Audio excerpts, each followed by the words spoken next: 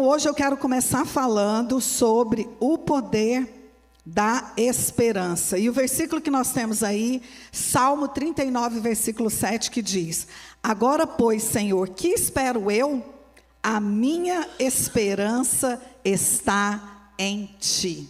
Glória a Deus, glória a Deus. Né? Quando nós lemos Salmos, nós vemos quantas lutas, e a gente, né? Quando você lê 1 Samuel ali, você vê quantas lutas Davi enfrentou, né? Enfrentou para que o propósito de Deus se cumprisse na vida dele. Não foi assim, Samuel foi lá, ungiu ele rei, no outro dia ele era rei. Não, gente. Ali era só o início de uma conquista para ele atingir o verdadeiro propósito dele, para ele chegar aonde Deus tinha plano que ele chegasse. Né? Então nós vemos em Salmos quantas orações Davi faz. Né? E uma das orações que ele fala: Agora, pois, Senhor, que espero eu? A minha esperança está em Ti. Como é bom nós sabermos que nós temos esperança no Senhor. E eu acho muito importante falar sobre o poder da esperança por causa de um outro versículo que está em Provérbios 13, versículo 12, que diz assim: A esperança que se adia faz adoecer o coração, mas o desejo cumprido é árvore de vida. Né? Olha quão importante é esse texto. Esse texto diz que a esperança adiada adoece o coração, mas o desejo cumprido é árvore de vida. Então, como nós precisamos lutar, queridos, para não perdermos a esperança. Nós não podemos deixar que a esperança morra. Nós não podemos deixar que a gente seja sucumbido por falta de esperança. E esperança é diferente de fé. Hoje a gente vai falar muito de esperança. A Bíblia, né, nos dá a definição de fé. A Bíblia diz que a fé é a firme convicção daquilo que eu não vejo, né? A certeza de coisas que se esperam. A convicção de fatos que ainda não se veem. Mas o que é esperança? Eu coloquei aqui duas definições, uma do dicionário e uma que eu perguntei para o pastor José, segundo a interpretação dele. Isso aí, né? Segundo a definição dele, não é de dicionário. Então, a definição do dicionário é sentimento de quem vê como possível a realização daquilo que deseja. Sentimento de quem vê como já é possível, né? Como possível a realização daquilo que deseja. E o pastor José disse: é a capacidade de aguardar o cumprimento de uma promessa.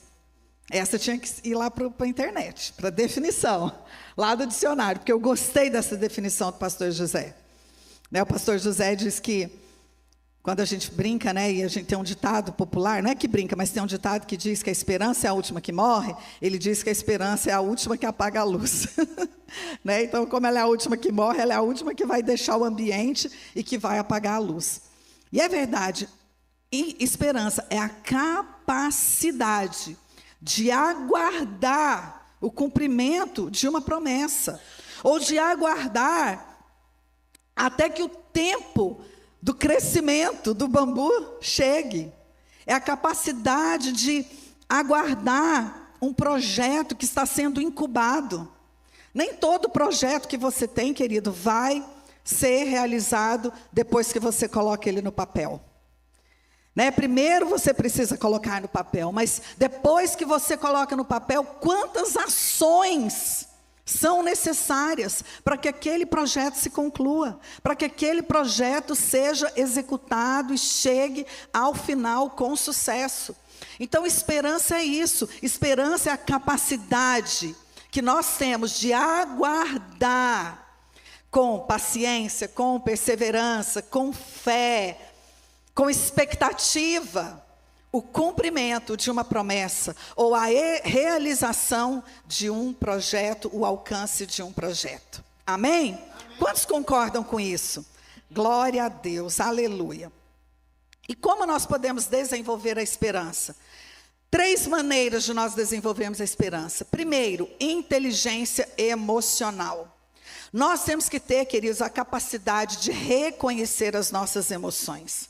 O que é inteligência emocional? É a capacidade que alguém tem de conhecer a si mesmo, de reconhecer as suas emoções, de saber como que as suas emoções estão naquele momento, em determinado momento da sua vida, seja um momento de alegria, de festa, de prazer, ou seja num momento de dificuldade, de desafios, de lutas, de batalhas, mas é a capacidade que nós temos de reconhecer as nossas emoções e também reconhecer as emoções das pessoas que estão ao nosso redor. Isso também é inteligência emocional.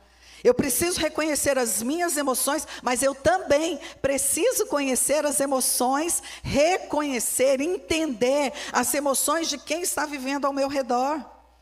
E fazer o que com isso, depois que eu reconheço? Eu preciso ressignificar atitudes na minha vida. Eu preciso mudar comportamentos, eu preciso mudar atitudes a partir do momento que eu reconheço as minhas emoções e que eu tenho a capacidade de me entender emocionalmente falando. Tem pessoas que têm essa dificuldade. Tem pessoas que têm dificuldade de entender quando a depressão está se aproximando. E ela então se joga naquele sentimento ou naquela situação que ela está vivendo, e ela vai até o fundo do poço.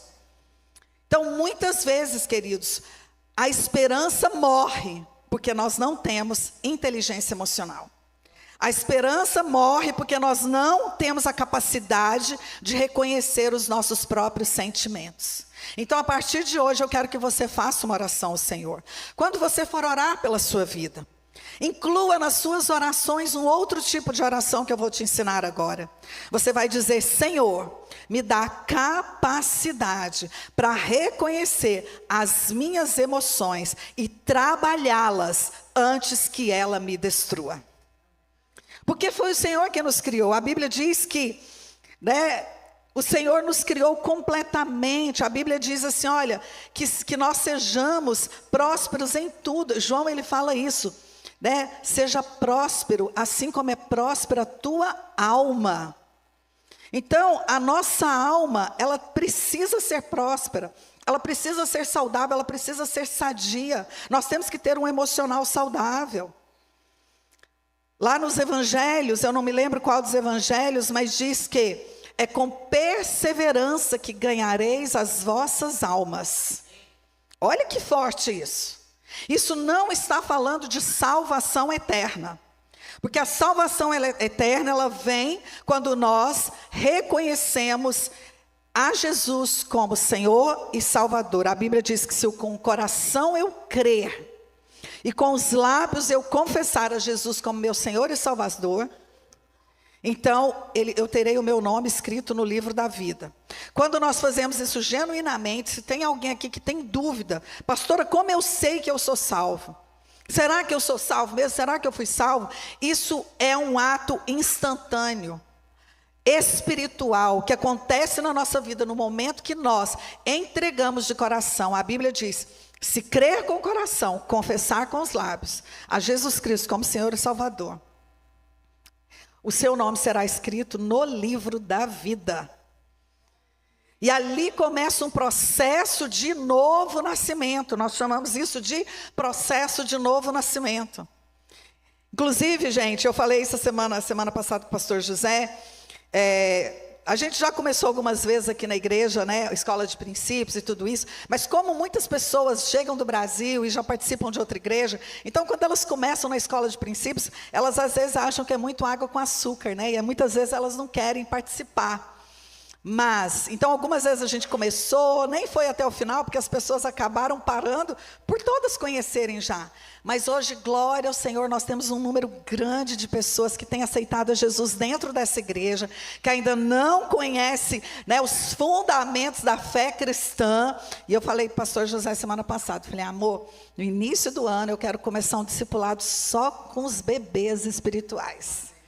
Só com quem aceitou Jesus aqui na embaixada de 2 anos para cá, de 3 anos para cá, bebês espirituais, para a gente ensinar todas essas coisas. Então, salvação, queridos, é uma coisa, salvação é algo espiritual, não é por nossa capacidade, é pela graça. É Deus que nos dá a salvação, mas nós precisamos ganhar a nossa alma.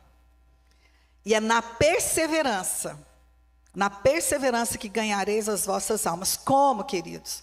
Trabalhando a alma. Inteligência emocional, você precisa orar: Senhor, me dá a capacidade de reconhecer as minhas emoções, reconhecer os meus sentimentos, saber lidar com eles, não deixar que eles me destruam. Então, para desenvolver esperança, a primeira coisa, diga: inteligência emocional. Segunda coisa, histórias inspiradoras. Nós precisamos ouvir histórias inspiradoras. Onde estão, pastoras, essas histórias inspiradoras? Na Bíblia, na palavra. A Bíblia diz, né, que a fé vem pelo ouvir a palavra de Deus, mas não é só a fé que vem pelo ouvir. Quando nós ouvimos histórias inspiradoras, quando nós ouvimos histórias de milagres, quando nós ouvimos histórias de superação, quando nós vemos pessoas conquistando, mesmo em meio das adversidades e das lutas, essas histórias fazem nascer dentro de nós a esperança. A esperança. Então nós precisamos cultivar a esperança ouvindo histórias inspiradoras. Por isso que Jeremias, ele vai dizer lá no livro de Lamentações, Jeremias diz assim, ele faz uma oração ao Senhor e ele diz: quero trazer à memória o que me dá esperança. Quero trazer à memória, se não me engano está em Lamentações 3:23 ou 3:24, por ali. Mas ele diz: quero trazer à memória o que me dá esperança. Hoje eu quero fazer uma pergunta, eu quero que você escreva essa pergunta aí, você vai responder para você mesmo, no seu caderninho. Tem alguém que não recebeu esse material? A Larissa não recebeu. Gente, mas vocês já pediram aqui, os diáconos? Já está aí na mão? Vamos lá, gente. Alguém providencia o material para a Larissa, para as pessoas que não receberam. Escreve aí: o que eu preciso trazer à memória para alimentar a minha esperança? Quando eu estava no meio daquele furacão chamado câncer, chamado quimioterapia, eu trazia à minha memória cada cura que o Senhor já tinha me dado. Cada cura que o Senhor já tinha me dado, eu trazia à memória. Porque o câncer, ele é como uma assombração. Eu não sei se todo o estado brasileiro usa esse termo, mas em Goiás a gente falava de assombração, fantasma. É um fantasma, é uma assombração. Então, se você não cuida com as suas emoções, você começa a entrar numa paranoia. E você pensa: meu Deus, como que tem algo dentro de mim que eu não sabia? Isso está aqui dentro, será que isso onde que está mais? E aí, não sei o quê, não sei o quê, não sei o quê. E o pior, depois que você sai de um tratamento, você tem que conviver 5 anos fazendo exames. Hoje eu fiz, de novo, hoje outro PET scan. Aí na hora de pegar o resultado, gente, trago a memória que me dá esperança. O Senhor já me curou. Então agora, meia hora antes de sair de casa, abri lá, deixa eu ver se já me mandaram o resultado. Está lá. Tudo normal, nem um achado. Glória a Deus.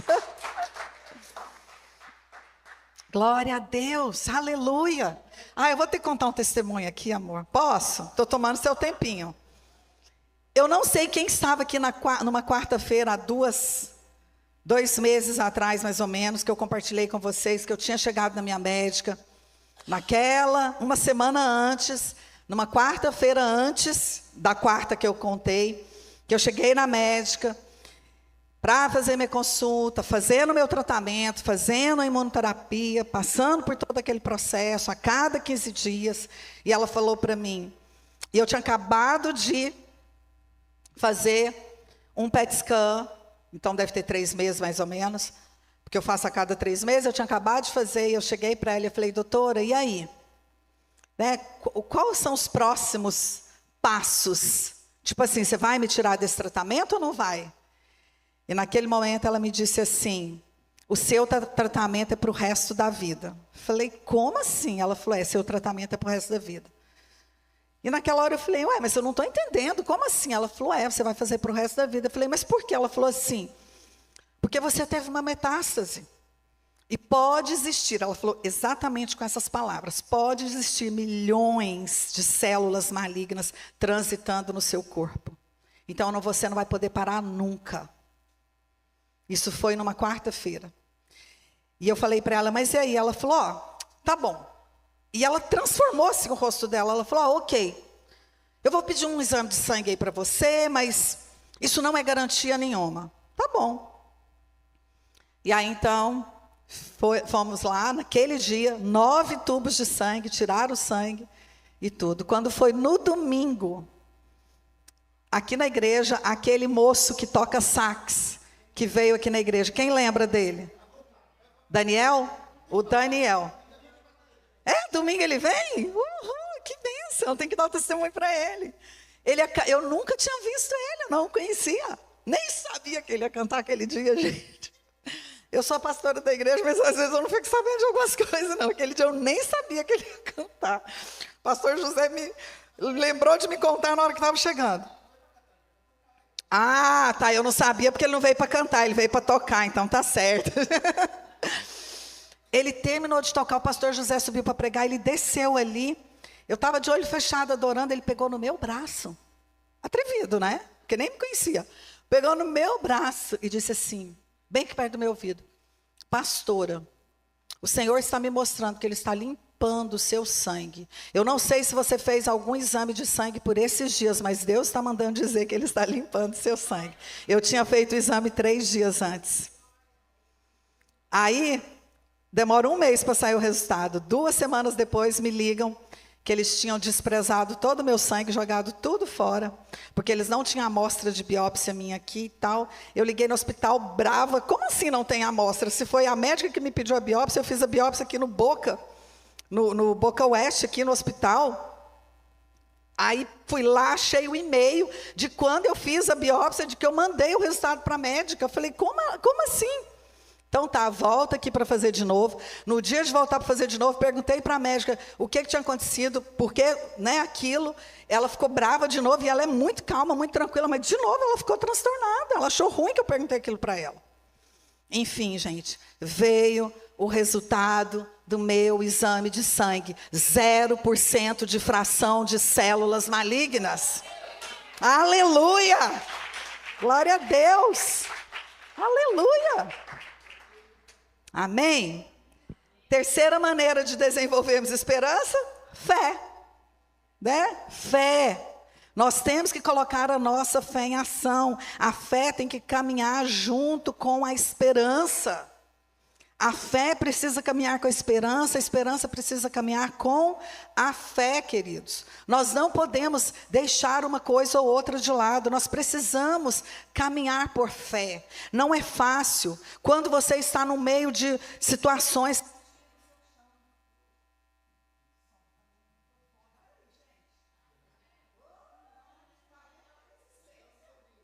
Cadê o som? A fé precisa caminhar junto com a esperança. Nós temos que nos mover por fé. Nós temos que nos mover por fé. Nós temos que nos mover por fé, queridos. Então, Deus, Ele é aquele Deus que opera prodígios na nossa vida. Ele opera prodígios na nossa vida. Há 1 mês atrás, um pouquinho mais, uns 45 dias, logo que aconteceu essa questão do meu sangue, eu estava passando tão mal com o meu tratamento, tão mal. As pessoas mais próximas sabem, no dia do encontro de casais, eu atrasei para ir para Orlando, porque eu tinha crises de urticária de ficar 1 hora parecendo cachorro sarnento, no chão, me coçando, mas não é uma coceira, você não está entendendo. Era enlouquecedor, não tinha mais o que fazer. Eu já tinha experimentado todas as medicações, Benadryl, Alegra, Claritin, tudo que você possa imaginar. Cada vez aquilo estava pior, cada vez pior, cada vez pior. Chegamos à médica. E o José falou, amor, fala com a médica hoje que você vai parar seu tratamento. Falei, amor do céu, misericórdia. Ele falou, amor, nós precisamos caminhar por fé. Nós precisamos caminhar por fé. Eu falei, amém. Chegamos lá, marquei uma consulta antecipada. Quando eu cheguei lá, eu já comecei a chorar. Quando ela perguntou para mim, por que você está aqui? Eu comecei a chorar, eu não conseguia falar. Porque eu estava passando tão mal, que eu pensava assim. Eu comecei a chorar, ela falou, olha, ok, então vamos suspender seu tratamento por 4 semanas. Aí ela começou lá no computador, as 2 assistentes dela, o José olhou para mim, você vai falar ou eu falo? Falei, amor do céu, pensei, será que é isso mesmo? E aí ele pegou e falou, doutora, qual a possibilidade da gente só continuar fazendo o acompanhamento com os exames? Teria essa possibilidade? Tem, mas não aconselho. Na hora, não aconselho. Aí o José falou, não, se tem a possibilidade, então nós vamos tomar essa decisão. E nós tomamos aquela decisão aquele dia. Não foi uma imprudência, porque, claro, se ela tivesse algum risco de vida, óbvio que ela ia me mandar eu assinar um papel. Ela não ia ser louca de me deixar sair daquele hospital. Mas não é sobre isso, não é sobre... É sobre fé. É sobre fé, porque eu lembro que quando a gente saiu na porta do hospital, gente, me deu uma moleza assim nas pernas. Sabe aquele negócio quando você vai atravessar uma avenida, que o carro vem e passa assim, aí quando você pisa do outro lado, dá aquela moleza, você pensa assim, nossa, o carro podia ter me pegado? Quando eu pisei, literalmente, a porta é automática, quando eu pisei assim, me deu uma moleza. Eu falei, amor, eu estou com uma moleza nas pernas. Ele falou, amor, você está caminhando no ambiente da fé. Eu falei, glória a Deus, glória a Deus. E ali nós tomamos posse da vitória. E é assim que eu caminho, queridos, é assim que nós caminhamos. E hoje já teve outro petiscan e está tudo limpo. Para a glória e honra do nome do Senhor. Não é só ter esperança, não é só trazer a memória que me dá esperança, mas é esperança e fé. Porque se nós não pudermos crer em Deus, queridos, que adianta você colocar projeto no seu papel? Esse projeto não vai dar em nada, se você não colocar a sua fé em ação. Eu não estou falando aqui para ninguém, em nome de Jesus, não coloque palavras na minha boca. Eu não estou falando para ninguém parar nenhum tratamento, parar de tomar nenhum remédio. A sua experiência tem que ser individual com o Senhor. Mas eu já experimentei isso outra vez, de parar de tomar remédio, que o médico falou, dê jeito para mim. Eu tinha falta de oxigenação no cérebro, com 19 anos de idade. Ele falou para mim, esse remédio você vai tomar até morrer e 6 meses no caixão. Ele falou comigo desse jeito e riu. Aquele dia eu comprei a medicação, eu fui para um jantar da Donep. Meu pai não era crente ainda. Meu pai me pegou, levou lá na frente para o presidente nacional da Donep, Custódio Rangel, que já partiu para o Senhor, orar por mim. E naquele momento eu tive tanta convicção que eu não abri a caixa de remédios. E nunca mais eu precisei abrir aquela caixa de remédios. E nunca mais eu tive nenhum sintoma daqueles. Está entendendo, querido? Que tem horas que você vai ter que se mover desse jeito mesmo? Amém? Então, para encerrar, esperança é mais que um mero sentimento, ela é um ativo emocional. Ela é algo de valor que você tem. Quando você vai comprar um terreno, quando você vai comprar uma casa, fazer um financiamento, você precisa ter um ativo, certo? Você precisa ter alguma coisa de valor, ou seja, para colocar ali como garantia, ou para você dar uma entrada, algum valor você tem que ter. A esperança, ela tem que ser o seu ativo emocional, para você chegar aonde você quer chegar. Para você chegar aonde você quer chegar. Esperança, mais ação massiva, que o pastor José falou ontem, é igual a força propulsora. Amém? Esperança, mais ação massiva, mais fé, mais inteligência emocional, mais histórias inspiradoras, mais aceleração, mais constância, mais referências, mais tudo isso. Coloca tudo num pacote só, coloca tudo em ação, porque 2024 será o melhor ano da sua vida, em nome de Jesus. Em nome de Jesus. A Bíblia diz lá em Jó, que há esperança para a árvore que mesmo cortada na raiz, ainda florescerá. Eu sei que nós hoje, vamos passar um pouquinho, amor, mas eu preciso orar por você que está perdendo a esperança, ou que está sem esperança, ou precisa ter sua esperança renovada. Levanta rápido, vem aqui na frente. Você que está enfermo, eu vou orar. Não tem nada a ver a palavra com enfermidade, mas se Deus me trouxe esses testemunhos agora, eu quero orar por você. Se você está enfermo, pastora Cláudia, pega o óleo, vamos ungir os enfermos, né? Se tiver alguém enfermo aqui hoje, os enfermos ficam desse lado para a gente saber, aqui do meu lado direito, para a gente poder ungir a sua vida. Glória a Deus. Aleluia, santo é o Senhor. Se você precisa ter sua esperança renovada, não tenha vergonha, querido. Esse é um passo de fé que você precisa dar. Venha para cá, venha renovar sua esperança. Venha renovar sua esperança no Senhor. Não é pecado ter perdido a esperança, mas a Bíblia diz que a esperança adiada adoece o coração, mas o desejo cumprido é árvore de vida. Talvez você já colocou esse projeto que você vai colocar agora de novo esse ano 5 vezes, 6 vezes. Eu não sei quantas vezes você colocou isso para que Deus fizesse no início do próximo ano ou no ano seguinte, e não aconteceu. Não perca a sua esperança, porque a Bíblia diz que a árvore, mesmo cortada na raiz, florescerá. Florescerá. A esperança, a Bíblia diz que há esperança para a árvore, que mesmo cortada na raiz, florescerá. Coloca a mão no seu coração. Há uma unção de Deus neste lugar. Há uma presença do Espírito Santo. O Senhor se comprometeu conosco nesses 12 dias, querido. Muitas vezes nós não nos comprometemos o quanto o Senhor se compromete. Mas o Senhor se comprometeu conosco nesses 12 dias, nessas 6 dias, nessas 12 ações de poder. Pai querido, neste momento, Senhor, eu quero orar, Senhor, pela esperança, Senhor. Deus, a esperança que está adormecida, a esperança que foi perdida, a esperança que está morta, a esperança, Pai, dentro desses corações, Pai, que está abafada. A Tua palavra diz, e eu creio, Senhor, a Tua palavra diz que há esperança para a árvore, que mesmo cortada na raiz ainda florescerá.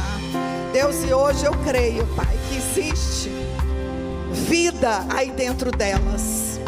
Existe vida, Senhor, dentro dessas pessoas, Pai. Existe vida, Senhor. Há esperança, Senhor. Há esperança, Pai, para cada uma dessas pessoas, Senhor. Deus, em nome de Jesus, nessa hora, Deus, eu oro, renova a esperança, restaura. Tira as feridas, Pai. Não deixe que elas, Senhor, carreguem com elas, Pai, a desilusão, a frustração, porque uma vez tentou e Deus não conseguiu, porque uma vez colocou no projeto e não deu certo, porque uma vez era para fazer e não foi feito. Hoje, Senhor, eu te peço em nome de Jesus, restaura a esperança agora. Restaura a esperança agora. Renova, Senhor, a esperança dos teus filhos. E hoje eu oro por aquelas pessoas que estão enfermas, meu Pai. Deus, eu oro para que haja cura agora. Para que haja cura, Senhor, cura física. Assim como o Senhor me curou, Pai. Assim como o Senhor me curou e arrancou todas as células de câncer da minha vida. Assim como o Senhor me curou e eu estou curada. Da mesma maneira eu oro que haja cura, Pai, na vida destas pessoas que estão enfermas hoje. Que haja cura física, que haja cura emocional e que haja cura espiritual. Em nome de Jesus. Amém e amém. Aplauda o Senhor bem forte.